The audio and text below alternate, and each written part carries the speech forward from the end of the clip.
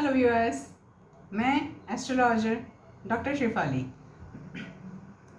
आज श्री शिव पुराण विद्येश्वर संहिता का द्वाविंशो अध्याय 22 नंबर का अध्याय लेकर आपके सामने आई हूँ। ये अध्याय छोटा है। अध्याय के श्लोक और अर्थ का पठन करूँगी।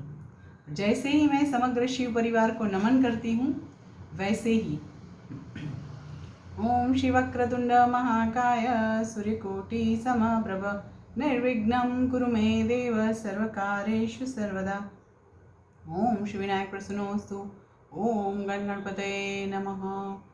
ओम श्री उमा महेश्वराभ्यां नमः। जय पार्वती माता, जय कार्तिकेय स्वामी। ओम नमः शिवाय। ओम नमः शिवाय। ओम नमः शिवाय। द्वाविंशो अध्याय। अथ द्वाविंशो अध्यायः शिव नैवेद्य भक्षण का निर्णय एवं बिल्वपत्र का महात्म्य। ऋषय ऊचुः अग्राह्यं शिव नैवेद्यम् इति पूर्वं श्रुतं वच ब्रूहि तन्निर्णयं बिल्व माहात्म्यपि सन्मुने। एक ही श्लोक, उसका अर्थ पढ़ रही हूँ।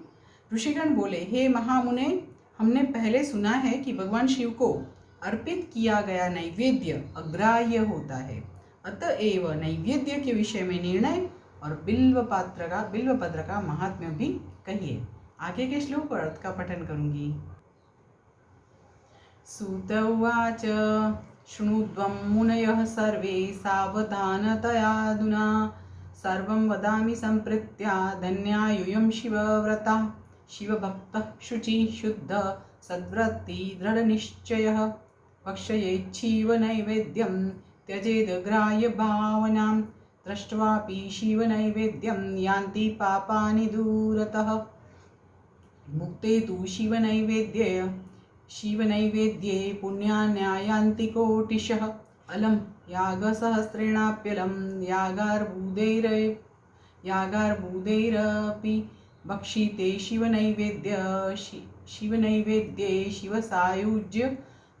शिवसायुज्यम् आप्नुयात्। यद्गृहे शिवनैवेद्य प्रचारो अपि प्रजायते तद्गृहं पावनं सर्वम् अन्यपावनकारणम्। आगतं शिवनैवेद्यं गृहीत्वा शिरसा मुदा भक्षणीयं प्रयत्नेन शिवस्मरणपूर्वकम्। आगतं शिवनैवेद्यम् अन्यदाग्राह्यमित्यपि विलम्बे पापसम्बन्धोद्भवत्येव हि मानवः। न यस्य शिवनैवेद्य ग्रहणेच्छा प्रजापते न यस्य शिवनैवेद्ये ग्रहणेच्छा प्रजायते स पापिष्ठ गरिष्ठः स्यान्नरकं यात्यपि ध्रुवं। हृदये चन्द्रकान्ते च स्वर्णरूप्यादिनिर्मिते शिवदीक्षावता भक्तेनेदं भक्ष्यमितीर्यते। शिवदीक्षान्वितो भक्तो महाप्रसादसंज्ञकं सर्वेषामपि लिंगानां नैवेद्यं भक्षयेच्छुभम्। सूत जी बोले, हे मुनियों, अब आप सब सावधानी से सुने। प्रेम पूर्वक सब कुछ कह रहा हूँ। आप लोग शिव व्रत धारण करने वाले हैं, अतः आप लोग धन्य हैं। जो शिव का भक्त पवित्र शुद्ध सद्व्रती तथा दृढ़ निश्चयी है, उससे शिव नैवेद्य अवश्य ग्रहण करना चाहिए और अग्राह्य भावना का त्याग कर देना चाहिए। शिव नैवेद्य को देखने मात्र से ही सभी पाप दूर हो जाते हैं और शिव का नैवेद्य भक्षण करने से तो करोड़ों पुण्य स्वतः आ जाते हैं। हजारों यज्ञों की बात कौन कहे, अर्बुद यज्ञ करने से भी वह पुण्य प्राप्त नहीं हो पाता है जो शिव नैवेद्य खाने से प्राप्त हो जाता है। शिव का नैवेद्य खाने से तो शिव सायुज्य की भी प्राप्ति हो जाती है। जिस घर में शिव को नैवेद्य लगाया जाता है या अन्यत्र से शिव को समर्पित नैवेद्य प्रसाद रूप में आ जाता है, वह घर पवित्र हो जाता है और वह अन्य को भी पवित्र करने वाला हो जाता है। आए हुए शिव नैवेद्य को प्रसन्नतापूर्वक सिर झुकाकर ग्रहण करके भगवान शिव का स्मरण करते हुए उसे खा लेना चाहिए। आए हुए शिव नैवेद्य को दूसरे समय में ग्रहण करूंगा ऐसी भावना करके जो मनुष्य उसे ग्रहण करने में विलंब करता है उसे पाप लगता है। जिसमें शिव नैवेद्य ग्रहण करने की इच्छा उत्पन्न नहीं होती है वह महान पापी होता है और निश्चित रूप से नरक को जाता है। हृदय में अवस्थित शिवलिंग या चंद्रकांत मणि से बने हुए शिवलिंग अथवा स्वर्ण या चांदी से बनाए गए शिवलिंग को समर्पित किया गया नैवेद्य शिव की दीक्षा लिए भक्त को खाना ही चाहिए, ऐसा कहा गया है। इतना ही नहीं, शिव दीक्षित भक्त समस्त शिवलिंगों के लिए समर्पित महाप्रसाद रूप शुभ शिव नैवेद्य को खा सकता है। आगे के श्लोक का पठन करूंगी और अर्थ का पठन करूंगी। अन्य दीक्षायुजां नृणां शिव भक्तिरतात्मनां शृण्वं निर्णयं प्रीत्या शिव नैवेद्य भक्षणे शालग्रामोद्भवे लिंगे रसलिंगे तथा द्विजः पाषाणे राजते स्वर्णे सुरसिद्धप्रतिष्ठिते काश्मीरे स्फाटिके रात्ने ज्योतिर्लिंगेषु सर्वशः चान्द्रायण समं प्रोक्तं शम्भोर्नैवेद्यभक्षणं ब्रह्महापि शुचिर्भूत्वा निर्माल्यं यस्तु धारयेत् भक्षयित्वा धृतं तस्य सर्वपापं प्रणश्यति चण्डाधिकारो यत्रास्त्री तदोभक्तव्यं न मानवैः चण्डाधिकारो नो यत्र भोक्तव्यं तच्च भक्तितः बाणलिंगे च लौहे च सिद्धे लिंगे स्वयंभुवि प्रतिमासु च सर्वासु न चण्डो अधिकृतो भवेत् स्नापयित्वा विधानेन यो लिंगस्नपनोदकं त्रिः पिबोत्रिविधं पापं तस्य हास्यो विनश्यति अग्रायं शिवनैवेद्यं पत्रं पुष्पं फलं जलं शालिग्रामशीला संगात् सर्वं याति पवित्रतां लिंगोपरि च यद्द्रव्यं तद्ग्राह्यं मुनीश्वरा सुपवित्रं च तज्ञेयं यल्लिङ्गस्पर्शभायतः नैवेद्यनिर्णयः प्रोक्त इत्थं वो मुनिसत्तमाः शृणुत्वं बिल्वमाहात्म्यं सावधानतयादरात् महादेवस्वरूपोऽयं बिल्वो दैवैरपि स्तुतः यथा कथञ्चिदेतस्य महिमा ज्ञायते कथम्। श्लोक पढ़े हैं, उसके अर्थ का पठन कर रही हूँ। जिन मनुष्य ने अन्य देवों की दीक्षा ले ली है, जिन मनुष्यों ने अन्य देवों की दीक्षा ली है और शिव की भक्ति में वे अनुरक्त रहते हैं, उनके लिए शिव नैवेद्य के भक्षण के विषय में निर्णय को प्रेम पूर्वक आप सब सुने। हे ब्राह्मणों, शालग्राम में उत्पन्न शिवलिंग, रसलिंग मतलब पारदलिंग, पाषाणलिंग, रजतलिंग, स्वर्णलिंग, देवों और सिद्ध मुनियों के द्वारा प्रतिष्ठित शिवलिंग, केसर के बने हुए लिंग, स्फटिकलिंग, रत्नलिंग और ज्योतिर्लिंग आदि समस्त शिवलिंगों के लिए समर्पित नैवेद्य का भक्षण करना चांद्रायण व्रत के समान फल देने वाला कहा गया है। यदि ब्रह्म हत्या करने वाला भी पवित्र होकर शिव का पवित्र निर्माल्य धारण करता है और उसे खाता है, उसके संपूर्ण पाप शीघ्र ही नष्ट हो जाते हैं। जहाँ चंड का अधिकार हो वहाँ शिवलिंग के लिए समर्पित नैवेद्य का भक्षण मनुष्यों को नहीं करना चाहिए। जहाँ चंड का अधिकार न हो वहाँ भक्तिपूर्वक भक्षण करना चाहिए। चंड का अधिकार जहाँ हो वहाँ नहीं भक्षण करना है नैवेद्य का। चंड का अधिकार नहीं है वहाँ पे नैवेद्य को भक्षण करना चाहिए।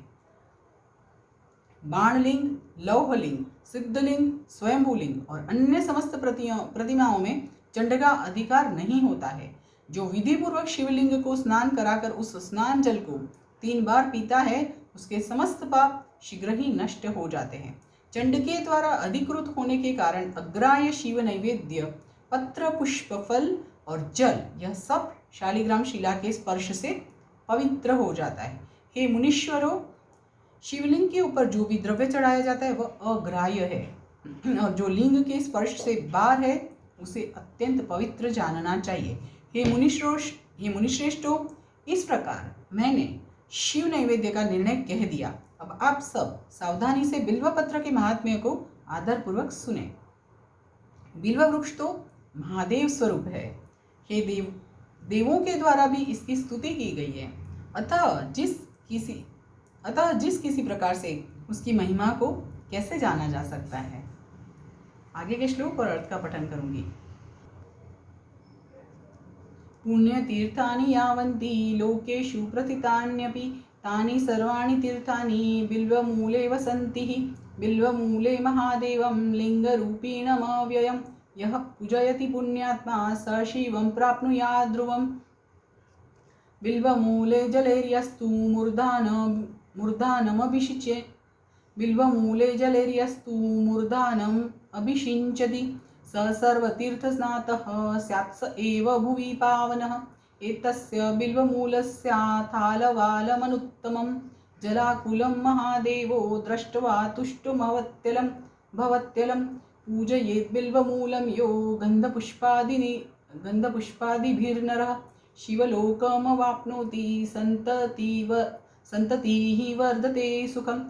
बिल्वमूले दीपमालां यः कल्पयति सादरं स तत्त्वज्ञानसम्पन्नो महेशान्तर्गतो भवेत्। बिल्वशाखां समादाय हस्तेन नवपल्लवं गृहीत्वा पूजयेत् बिल्वं स च प्रापैः प्रमुच्यते।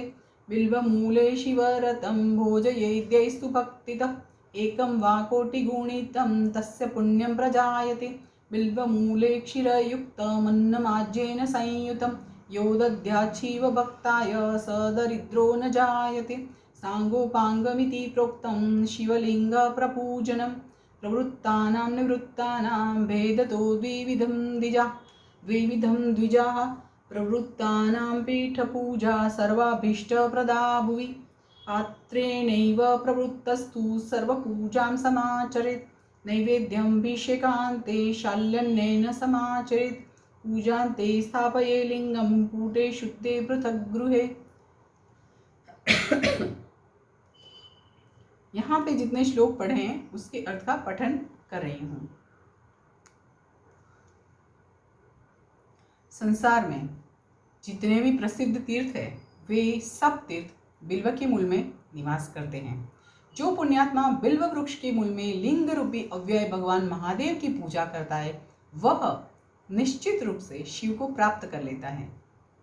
जो प्राणी बिल्व वृक्ष के मूल में शिवजी के मस्तक पर अभिषेक करता है वह समस्त तीर्थों में स्नान करने का फल प्राप्त कर पृथ्वी पर पवित्र हो जाता है। इस बिल्व वृक्ष के मूल में बने हुए उत्तम थाले को जल से परिपूर्ण देखकर भगवान शिव अत्यंत प्रसन्न होते हैं। जो व्यक्ति गंध पुष्पादि से बिल्व वृक्ष के मूल का पूजन करता है वह शिवलोक को प्राप्त करता है और उसके संतान और सुख की अभिवृद्धि होती है। संतान और सुख की अभिवृद्धि होती है। जो मनुष्य बिल्व वृक्ष के मूल में आदर पूर्वक दीपमाला का दान करता है वह तत्व ज्ञान से संपन्न होकर महादेव के सानिध्य को प्राप्त हो जाता है। जो बिल्व शाखा को हाथ से पकड़कर उसके 9 पल्लव को ग्रहण करके बिल्व की पूजा करता है वह समस्त पापों से मुक्त हो जाता है। जो पुरुष भक्ति पूर्वक बिल्व वृक्ष के नीचे एक शिव भक्त को भोजन कराता है उसे करोड़ों मनुष्यों को भोजन कराने का पुण्य प्राप्त होता है। जो बिल्व वृक्ष के नीचे दूध और घी से युक्त अन्न शिव भक्त को प्रदान करता है वह दरिद्र नहीं रह जाता है। ये ब्राह्मणों, इस प्रकार मैंने सांगोपांग शिवलिंग के पूजन विधान को कह दिया है। इसमें भी प्रवृत्तों और निवृत्तों के लिए 2 भेद है। प्रवृत्ति मार्गियों के लिए पीठ पूजा इस भूतल पर संपूर्ण अभिष्ट वस्तुओं को देने वाली होती है। प्रवृत्त पुरुष को चाहिए कि सुपात्र गुरु आदि के द्वारा ही सारी पूजा संपन्न करे। शिवलिंग का अभिषेक करने के पश्चात अगहनी अन्न से नैवेद्य लगाना चाहिए। पूजा के अंत में उस शिवलिंग को किसी शुद्ध कूट मतलब डिब्बे में रख देना चाहिए अथवा किसी दूसरे शुद्ध घर में स्थापित कर देना चाहिए। आगे के श्लोक और अर्थ का पठन करूंगी।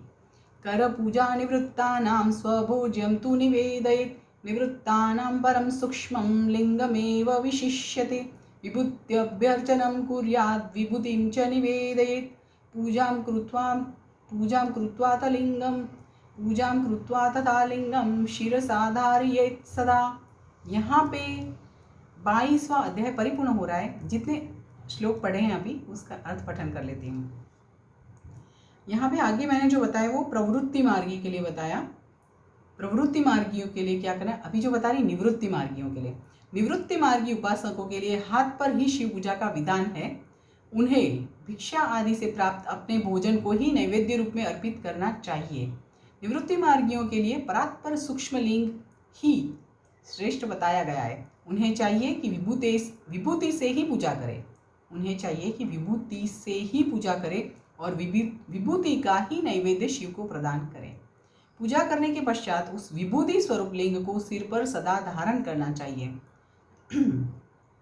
इति श्री शिव महापुराणे प्रथमायां विद्येश्वर संहितायां साध्य साधन खंडे शिव नैवेद्य वर्णनम नाम द्वाविंशो अध्याय। इस प्रकार श्री शिव महापुराण के अंतर्गत प्रथम विद्येश्वर संहिता के साध्य साधन खंड में शिव नैवेद्य वर्णन नामक 22वां अध्याय पूर्ण हुआ। देखिए, मैंने बोला था आपको कि ये जो अध्याय है छोटा है।